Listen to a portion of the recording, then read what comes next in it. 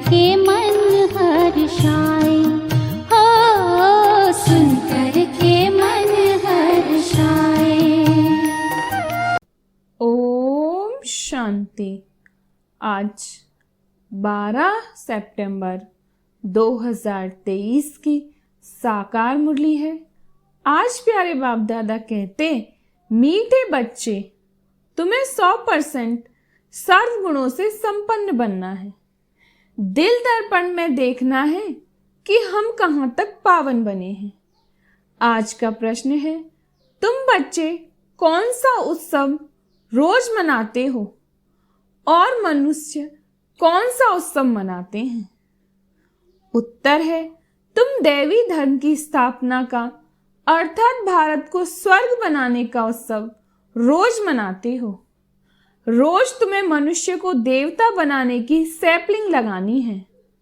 वे मनुष्य तो जंगल के कांटों की सैपलिंग लगाते और नाम देते हैं वनोत्सव। तुम कांटों से फूल बनाने का उत्सव रोज मनाते हो।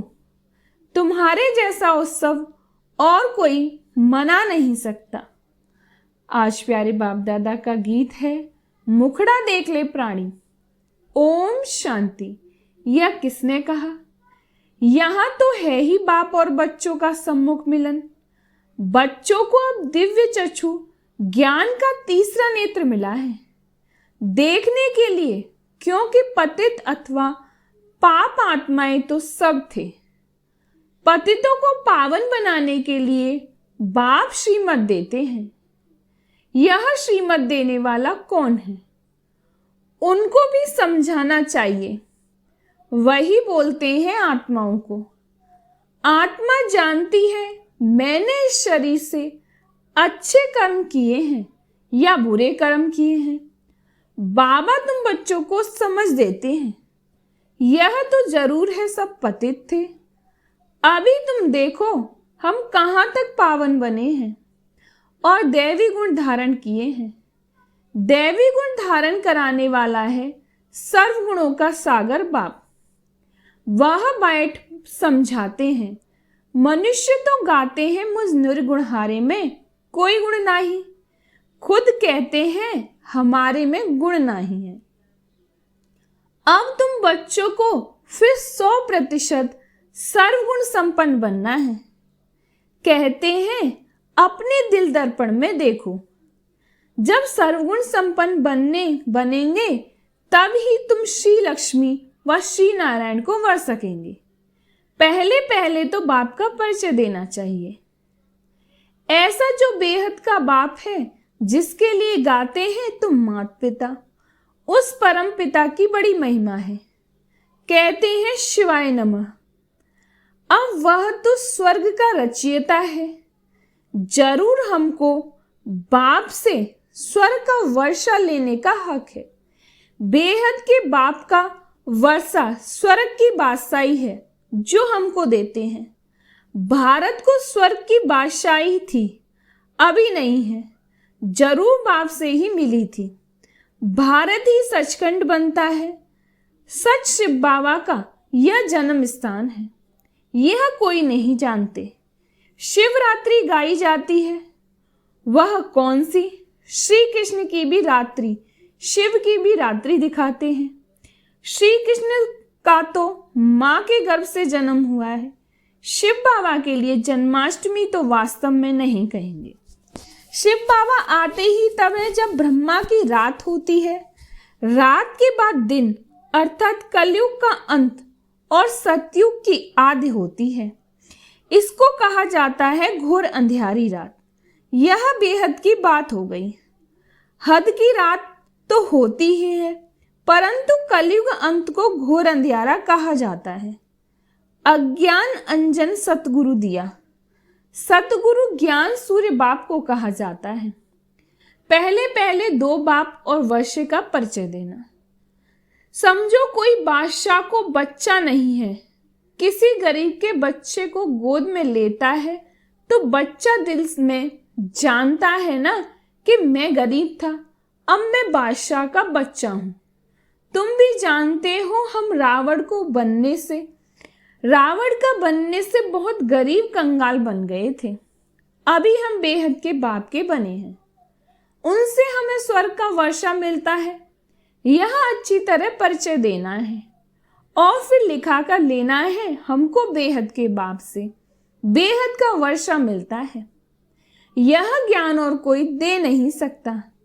सन्यासी तो घर बार छोड़ जाते हैं, वह फिर माँ बाप चाचा मामा आदि कहलाने से निकल गए खलास। यहाँ तो गृहस्थ धर्म की बात है। वह गृहस्थ धर्म का त्याग करते हैं। तुम बच्चों को बाप समझाते हैं। तुम सो देवी देवता गृहस्थ धर्म के थे, सर्वगुण संपन्न संपूर्ण निर्विकारी थे और तुम स्वर्ग के मालिक भी थे। फिर पूज्य से तुम पुजारी बन अपनी पूजा भी करते हो। जब तुम पूज्य सो देवी देवता हो तो तुमको वहां पूजा करने की दरकार नहीं है। वैसे ही भारत देवी देवताओं का पूज्य कुल का था। अभी पूज्य से पुजारी बने हो, फिर तुम बच्चों को पुजारी से पूज्य देवी देवता बनना है। इसलिए गाया जाता है आप ही पूज्य आप ही पुजारी। बाप पूज्य और पुजारी नहीं बनते। बाप तो सदा पूज्य है ही। भक्ति मार्ग में ब्राह्मण लोग मंदिर में शिवलिंग रखते हैं, फिर बाप की बैठ पूजा करते हैं। हम उनके बच्चे हैं। हे परमपिता परमात्मा ऐसे कहेंगे ना। वह तो है निराकार, आत्मा भी है निराकार।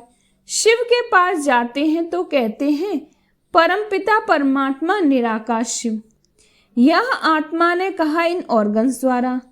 अभी तुम बच्चे यह भी जान गए हो कि जो अच्छे कर्तव्य करके जाते हैं तो उन्हों की महिमा की जाती है। अभी तुम माता पिता उस निराकार को ही कहते हो। तुम्हारे सहज राजयोग और ज्ञान की शिक्षा से हम सुख घनेरे पाएंगे। उसके लिए तुम पुरुषार्थ कर रहे हो। कितनी सहज बात है। तुम प्रजापिता ब्रह्मा के बच्चे बी के प्रैक्टिकल में हो, सम्मुख बैठे हो। शिव बाबा और ब्रह्मा बाबा दोनों के सम्मुख हो। शिव बाबा को अपना शरीर तो है नहीं। तुम जानते हो शिव बाबा इनके मुख द्वारा राजयोग सिखला रहे हैं। श्री कृष्ण तो छोटा बच्चा है। वह कैसे कहेगा देह सहित देह के सभी संबंधों को भूलो, अपने को आत्मा समझो। यह श्री कृष्ण तो कह न सके। यह तो बाप ही कह सकते हैं, तो यह बड़ी भूल हुई ना। लक्ष्मी नारायण से लेकर यथा राजा रानी तथा प्रजा उन सबको तो सुख मिला हुआ था। वही सब 84 जन्म ले तमो प्रधान बने हैं। मूल लक्ष्मी नारायण हुए ना, यथा राजा रानी तथा प्रजा। अभी फिर तुम आकर शूद्र से ब्राह्मण बने हो। यह तुम्हारा लीप जन्म है। लीप कहा जाता है धर्माओं को। तुम जानते हो हमारा यह ईश्वरी जन्म है। दिन प्रतिदिन बाबा नई नई पॉइंट्स समझाते रहते हैं। जहां तक जीना है अंत तक तुमको पढ़ना है। पॉइंट्स निकलती रहेंगी, ऐड होती जाएंगी। ज्ञान यज्ञ भी अंत तक चलना है।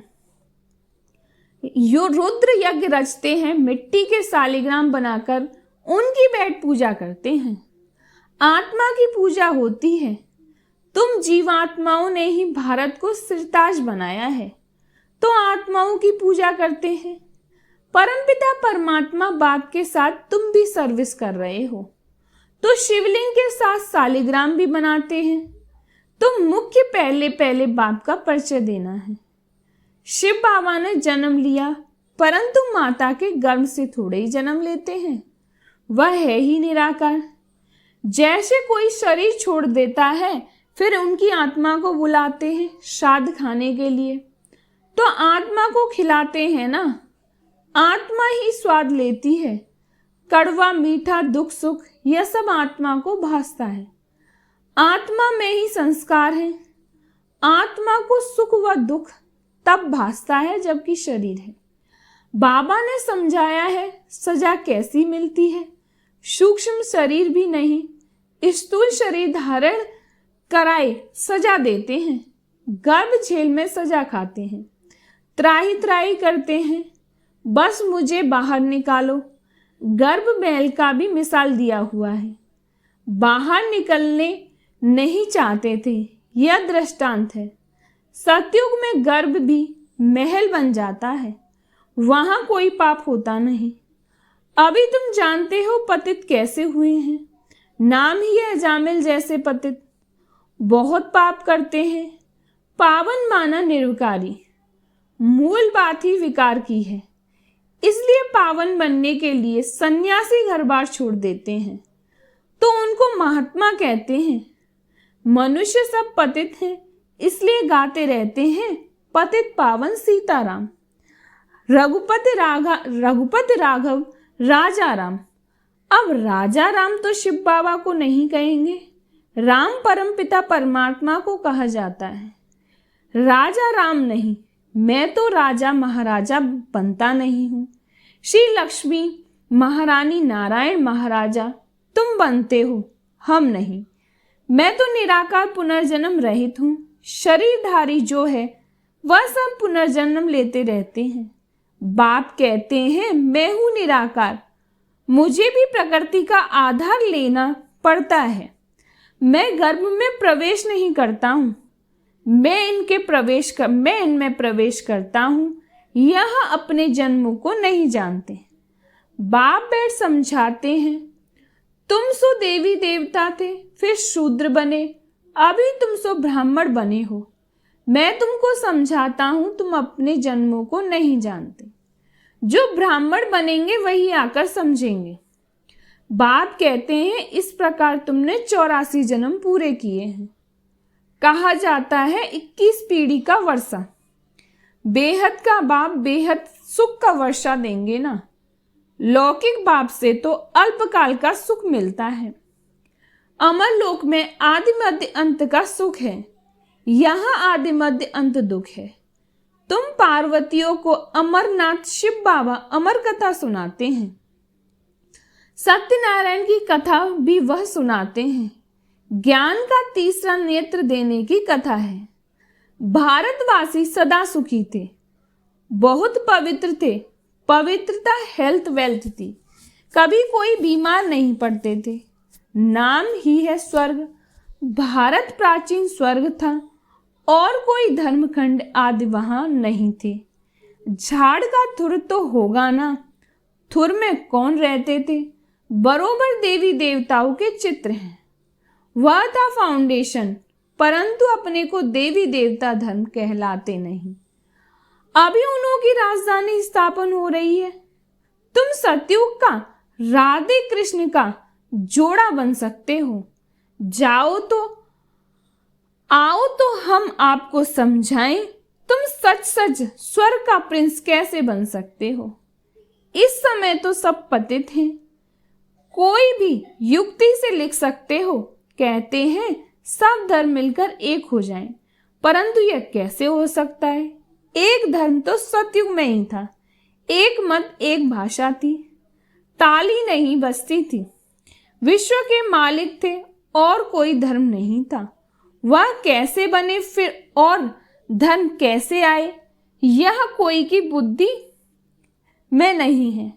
जब बिल्कुल ही पतित बन जाते हैं तभी पतित पावन बाप आते हैं और धर्मों की पावन आत्माएं ऊपर से आती हैं। पहले धर्म स्थापक खुद आते हैं, फिर अपने पिछाड़ी औरों को बुलाते हैं। आओ, उनको तो सतो रजो तमो में आना है। जो भी आते हैं सबको सतो रजो से फिर तमो में आना ही है। परंतु अभी तुम पतित से पावन बनते हो। सब बुलाते हैं, गॉड फादर आओ, आकर के हमको हेवन में ले जाओ। वह हेवन कोई जीवन मुक्ति को समझते हैं। तुम समझते हो हेवन जीवन मुक्ति को कहा जाता है। तुम्हारा सैपलिंग लग रहा है, फिर जंगल के कांटों का सैपलिंग लगा रहे हैं। रात दिन का फर्क है, उनका भी उत्सव मनाते हैं। वनोत्सव झाड़ उगाने के लिए उत्सव मनाते हैं। तुम देवी धर्म स्थापना का अर्थात भारत को स्वर्ग बनाने का रोज उत्सव मनाते हो, रोज मनुष्य से देवता बनने का पुरुषार्थ करते हो। कांटों से फूल बनाना यह तुम्हारा रोज का उत्सव होता है।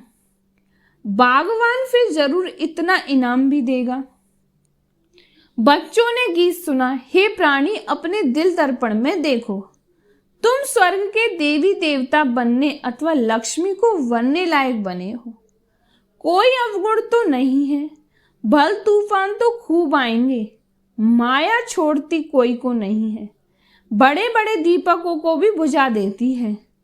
उल्टे सुल्टे संकल्प तो खूब वार करेंगे, मजबूत रहना है, इसमें मुरझाने की बात नहीं। बाप से योग तोड़ नहीं देना है, सबका खिवैया वह बाप है। विषय वैतरणी की बड़ी खाड़ी है, उसे तुम योग बल से पार करते हो। विषय सागर से पार होकर तुम क्षीर सागर में चले जाएंगे। विष्णु का राज्य क्षीर सागर में है, अर्थात घी की नदियां बहती हैं। यहाँ तो घासलेट की रक्त की नदियां बहती हैं। तुम बच्चे जानते हो शिव बाबा की श्रीमत से हम शिवालय में जा रहे हैं, जहां हम सदैव सुखी रहेंगे। तुम सदा सुखी थे, माया ने दुखी बनाया है, ग्रस्त व्यवहार को अधर्मी बना दिया है, वहां है ग्रस्त व्यवहार धर्मी। अभी तुमको बाप श्रेष्ठाचारी दैवी ग्रस्त धर्म वाला बना रहे हैं। पहले पहले मुख्य बाप का परिचय। तुम बाप का बनने से स्वर्ग का मालिक बन सकते हो, यह तो है दुखधाम। तुम स्वर्ग में जाते हो तो तुम वाया मुक्ति धाम, इसलिए शिवपुरी विष्णुपुरी को याद करो। याद करते करते अंतमति सुगति हो जाएगी। यह याद रखो, हमारे 84 जन्म पूरे हुए, फिर हम कल आकर राज करेंगे। दिल दर्पण में अपनी शक्ल देखते रहो, कोई अवगुण तो हमारे में नहीं है। अच्छा, मीठे मीठे सिकीले बच्चों प्रति माता पिता बाप दादा का याद प्यार और गुड मॉर्निंग। रूहानी बाप की रूहानी बच्चों को नमस्ते। हम रूहानी बच्चों की रूहानी बाप दादा को याद प्यार और गुड मॉर्निंग, नमस्ते नमस्ते नमस्ते। शुक्रिया बाबा, शुक्रिया बाबा, शुक्रिया बाबा। आज धारणा के लिए मुख्य सार है। पहली पॉइंट है, योग बल से विषय वैतरणी की बड़ी खाड़ी को पार करना है। उल्टे संकल्पों में मुरझाना नहीं है, मजबूत रहना है। दूसरी पॉइंट है, पूजनीय बनने के लिए बाप के साथ भारत को सिरताज बनाने की सेवा करनी है। आज प्यारे बाप दादा का वरदान है, ट्रस्टी बन लौकिक जिम्मेवारी को निभाते हुए अथक रहने वाले डबल लाइट भव। ट्रस्टी बन लौकिक जिम्मेवारियों को निभाते हुए अथक रहने वाले डबल लाइट भव। लौकिक जिम्मेवारियों को निभाते हुए सेवा की भी जिम्मेवारी निभाना, इसका डबल लाभ मिलता है। डबल जिम्मेवारी है तो डबल प्राप्ति है, लेकिन डबल जिम्मेवारी होते भी डबल लाइट रहने के लिए स्वयं को ट्रस्टी समझकर जिम्मेवारी संभालो तो थकावट का अनुभव नहीं होगा। जो अपनी गृहस्थी अपनी प्रवृत्ति समझते हैं, उन्हें बोझ का अनुभव होता है। अपना है ही हो, नहीं तो बोझ किस बात का। आज प्यारे बाप दादा का स्लोगन है, सदा ज्ञान सूर्य के सम्मुख रहो तो भाग्य रूपी परछाई आपके साथ रहेगी। सदा ज्ञान सूर्य के सम्मुख रहो तो भाग्य रूपी परछाई आपके साथ रहेगी। अच्छा, ओम शांति। बाबा तेरी मीठी मुरली की धुन सुन कर के मन हर्षाए, हो सुन कर के मन हर्षाए। बाबा तेरी मीठी मुरली की धुन सुन कर के मन